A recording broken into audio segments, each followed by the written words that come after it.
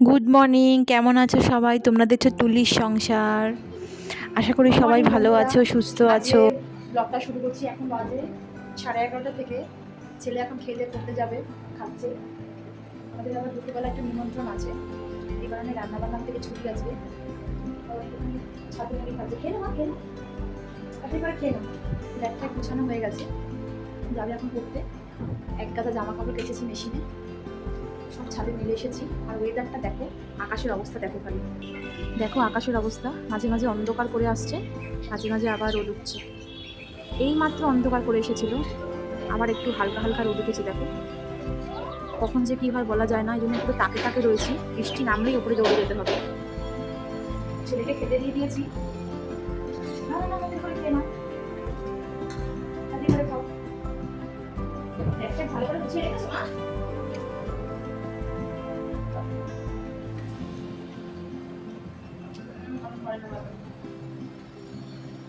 তাড়াতাড়ি খেয়ে না, তাড়াতাড়ি খেয়ে না, ঝটপট করে খেয়ে নাও। তখন আবার মেঘলা করে বলা যায় না, ছাদে ছাদে দৌড়াতে হবে আমাদের।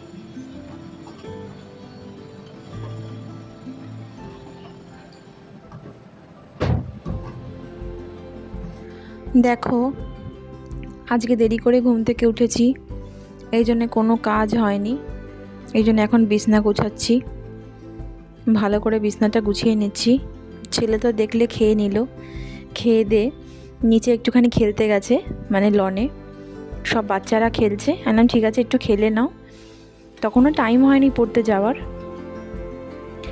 তাই জন্য খেলছে। আমি যখন বলবো তখন চলে যাবে পড়তে। হ্যাঁ মা? আর আকাশ তো ভীষণ অন্ধকার করে এসেছে, পুরো কালো হয়ে এসেছে আকাশ যাকে বলে। দেখো, এর জন্য ঝটপট আমি ছাদে চলে এসেছি জামা কাপড় নিতে। মনে হচ্ছে এক্ষুনি আকাশ ভেঙে পড়বে। দেখো আকাশটা দেখো, কি মেঘ দেখো আকাশে। আবার দেখো কোনো কোনো জায়গায় দেখো মেঘ, কোনো কোনো জায়গায় আবার সাদা, মানে সাদা মেঘ কালো মেঘ।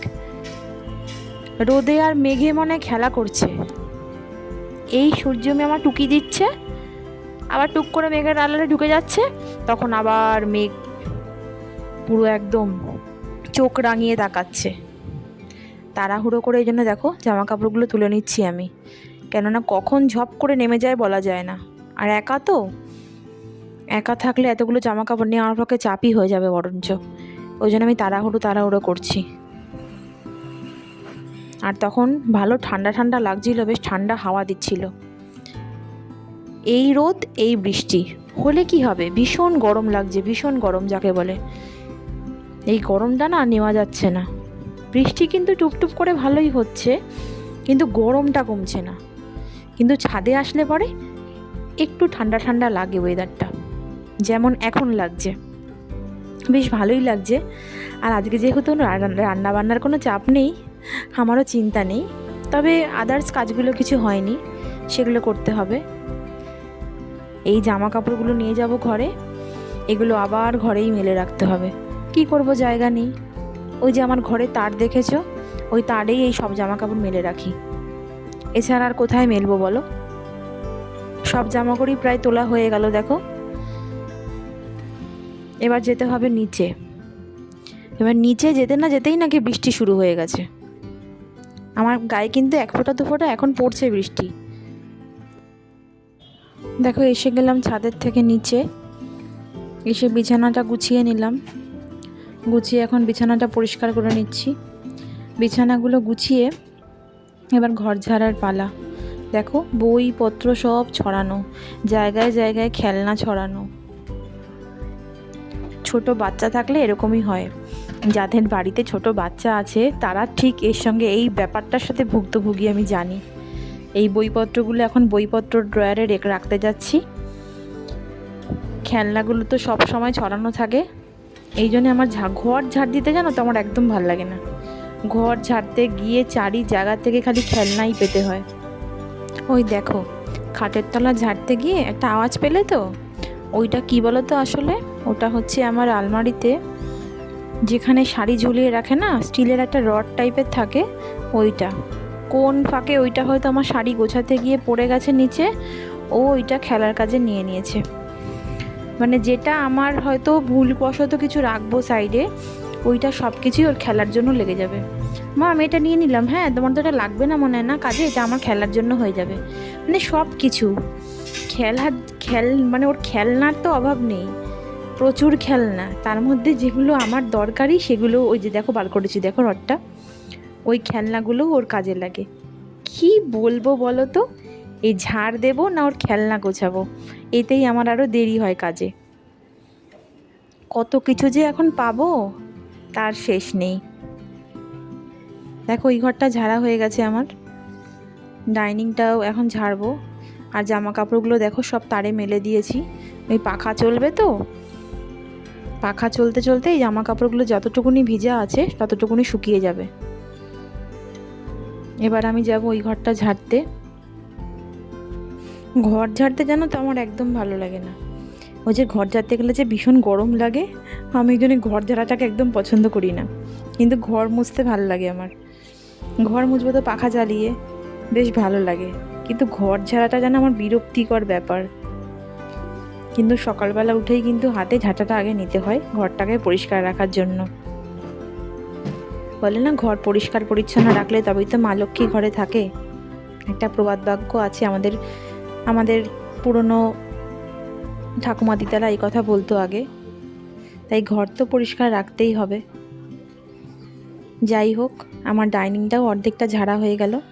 এবার যাব, হাঁপিয়ে গেছি দেখো আমি ঘর ঝেড়ে, পাখা বন্ধ না।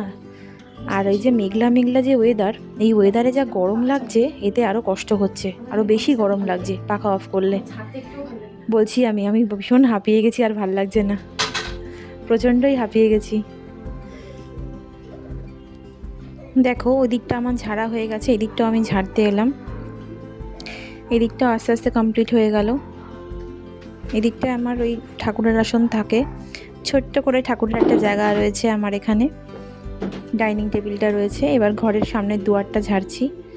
দেখো জামা কাপড় যে কত ছিল, মেলেছি যে কত জামা কাপড়, তারেও জায়গা হয়নি, দরজার ওপরে মেলে রেখেছি। এখন দেখো কি করব বলো, ওই যা হাওয়ায় হাওয়ায় শুকায় যা বললাম। দেখো ঘর ঝাড়তে গিয়ে কত কিছু খেলনা পাচ্ছি, দেখো এই সব খেলনা সোফার তলায়, টি টেবিলের তলায় সব পড়ে রয়েছে। ওই একটা একটা করে বার করছি, বার করে ঝাড়ছি। এই জন্যই বললাম না আমার ঘর ঝাড়তে অনেক সময় লাগে, এই কারণেই সময় লাগে। এক এক করে বার করছি আর জায়গা মতন রাখছি। ও যেখানে খেলবে সেখানেই ফেলে রাখবে, হাজার বললেও গুছিয়ে রাখে না। হ্যাঁ মাঝে মাঝে গুছিয়ে রাখে, ও ডাইনোর জায়গা গুছিয়ে রাখে মাঝে মাঝে, কিন্তু মাঝে মাঝে আবার এখানে ওখানে ফেলে রাখে।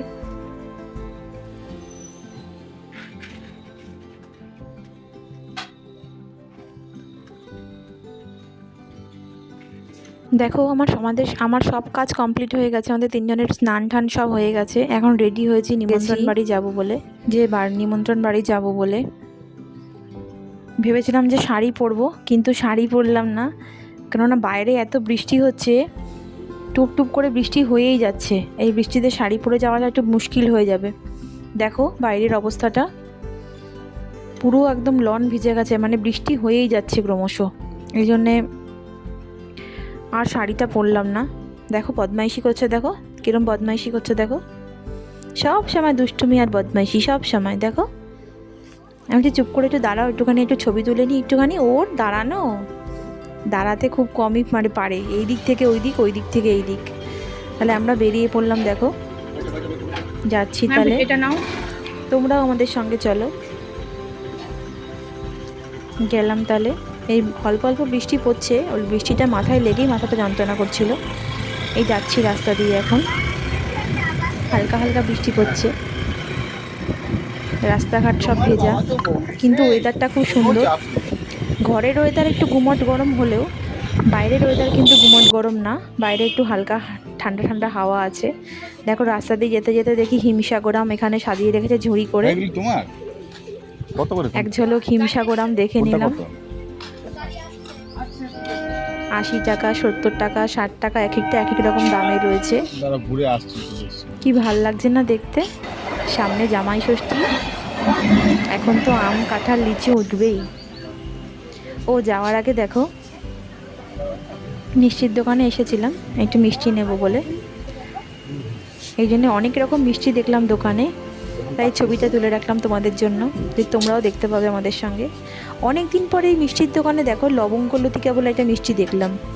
সাধারণত আমি আমার কাছাকাছি কোনো দোকানে দেখি না, হঠাৎ করে আজকে চোখে পড়ে গেল লবঙ্গ লতিকা।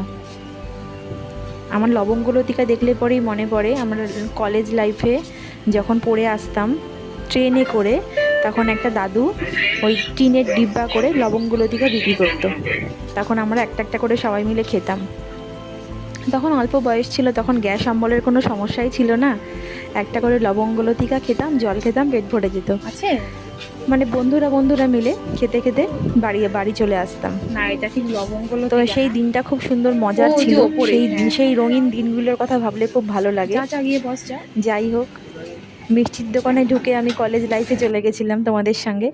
আর তোমাদের সাথে আকাশটা শেয়ার করছি, দেখো আকাশের ছবিটা কি ভালো লাগছে। দেখো আকাশটা, এটা আমাদের ফিরতি পথের ছবি। আমাদের ওখানে খাওয়া দাওয়া হয়ে গেছে, আসার পথে দেখো মনে হচ্ছে প্রকৃতি যেন নিজেই একটা বড় শিল্পী, নিজের হাতে রং তুলি দিয়ে আকাশে কত ছবি না প্রকৃতি এঁকে রেখেছে। ওনার থেকে বড় শিল্পী হয়তো পৃথিবীতে আর কেউ নেই। কি অপূর্ব লাগছে আকাশের এই দৃশ্যটা, মনে হচ্ছে পেঁজা তুলোর মতন মেঘগুলো উড়ে উড়ে বেড়াচ্ছে আর আর নানান রকমের আকৃতি ধারণ করছে। এত ভালো লাগছে। আগে যখন ছোট ছিলাম তখন ভাবতাম যে এগুলো নিশ্চয়ই কেউ এঁকে রাখে, জিজ্ঞেস করতাম আর কি মা পিসিদেরকে, কিন্তু এখন তো জানি এগুলো সবই মেঘ। ওখান থেকে এসেই না বন্ধুরা একটু শুয়ে পড়েছিলাম। বললাম না মাথায় বৃষ্টির জল লেগে মাথাটা খুব ধরেছিল। তিনজনই শুয়ে পড়েছিলাম পুরো এক ঘুমে। এখন বাজে মনে হয় 6:15, ঘড়ির দিকে আমি এখনও দেখিনি। ঘড়ি না দেখেই আন্দাজে তোমাদেরকে বলছি, ছেলে এখনও শুয়ে আছে, বলছি উঠে পড় বাবা। তোমাদের দাদাভাই মানে সন্ধ্যা দিচ্ছে। এখন যাব, চা ঠা করবো, ঘুমিয়ে তিনজনেরই বেশ ফ্রেশ লাগছে, হয় না একটুখানি ক্লান্তি লাগে, তার মধ্যে বৃষ্টির জল মাথায় পড়লে আরোই তো কেমন লাগে। দেখো তোমাদের দাদাভাই সন্ধ্যা দিচ্ছে, ছেলেকে উঠতে বলছে, ছেলে শুয়েছিল, সন্ধ্যা দিচ্ছে। জামা কাপড়গুলো হয়তো আমার একটু একটু শুকিয়ে গেছে, এগুলোকে এখন গোছাতে হবে, এখনও অনেক কাজ আছে, আস্তে আস্তে কাজে লাগতে হবে। ছেলে ঘুরঘুর করছে, এখন চা করব, চা করে ছেলের দুধ গরম করব, ওকে দুধ কর্নফ্লেক্স দেব, অনেকটাই কাজ আছে। দেখো সন্ধে দিচ্ছে, চলো তোমাদেরকে না আমি আমার ঘরের তুলসী মঞ্চটা দেখাই। আমার জানলার পূর্ব দিকে রয়েছে আমার ছোট্ট তুলসী মঞ্চ। দেখো তোমাদের দাদাভাই প্রদীপটা জ্বালিয়ে দিচ্ছে তুলসী মঞ্চর, কিন্তু বৃষ্টিতে না প্রদীপের পোলতের মধ্যে, সলতা যাকে বলে, সলতের মধ্যে বৃষ্টির জল লেগেছে, জল লেগে আগুনটা জ্বলতে চাইছে না, যেন চিটপিট করছে। দেখো এটা আমার একটা ছোট্ট তুলসী মঞ্চ।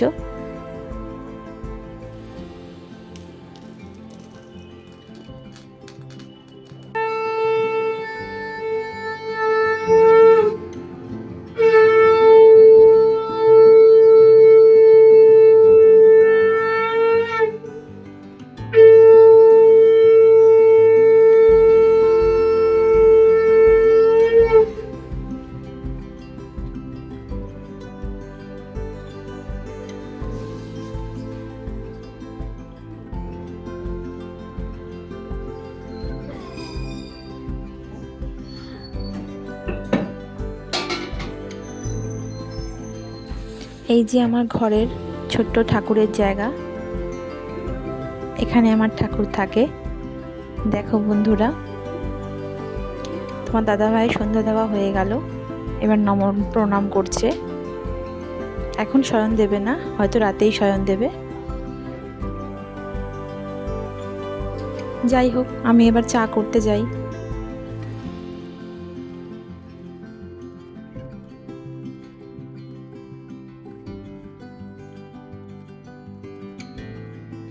দেখো বন্ধুরা, চা হয়ে গেল, চা ঢালছি কাপে। এখন ছেলে দুধ গরম করব, ছেলেকে দুধ কর্নফ্লেক্স দেব। কোনো কোনো দিন দুধ কমপ্লেক্স খায়, কোনো কোনো দিন আবার দুধ বনবিটাও খেয়ে নেয় ছেলে। খেয়ে দিয়ে পড়তে বসবে। আসলে এখন আন্টির কাছে ছুটি আছে, তাই জন্য আমি এখন পড়তে বসাবো।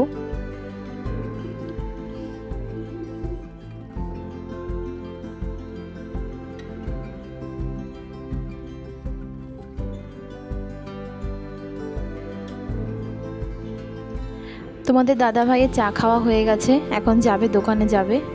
ছেলের মনে হয় বাবার সঙ্গে একটু খেলার ইচ্ছে ছিল। ওরা ওকে ঘুষি মারে, ইয়ার্কি করে, মারামারি খেলে, যাকে বলে লড়াই লড়াই খেলে। ছোটোবেলার থেকে এটা বাবার সঙ্গেও খেলে। তো যাই হোক বন্ধুরা, তাহলে ছেলেকেও এখন একটু সময় দিতে হবে। আমি চা খাবো, ও দুধ খাবে, খেয়ে দিয়ে ছেলেকে একটু পড়তে বসাবো। তা আমার এই নিত্যদিনের কাজকর্ম বলো, সংসারের খুঁটিনাটি খবর বলো, এই সব নিয়ে যে ভিডিওগুলো আমি বানাচ্ছি, যদি তোমাদের একটু হলেও ভালো লেগে থাকে, প্লিজ আমাকে লাইক কমেন্ট শেয়ার করে আমার পাশে থেকো, আর ছোট্ট করে একটু সাবস্ক্রাইব করে দিও। আবার দেখা হবে তোমাদের সঙ্গে আমার পরবর্তী ভিডিওতে।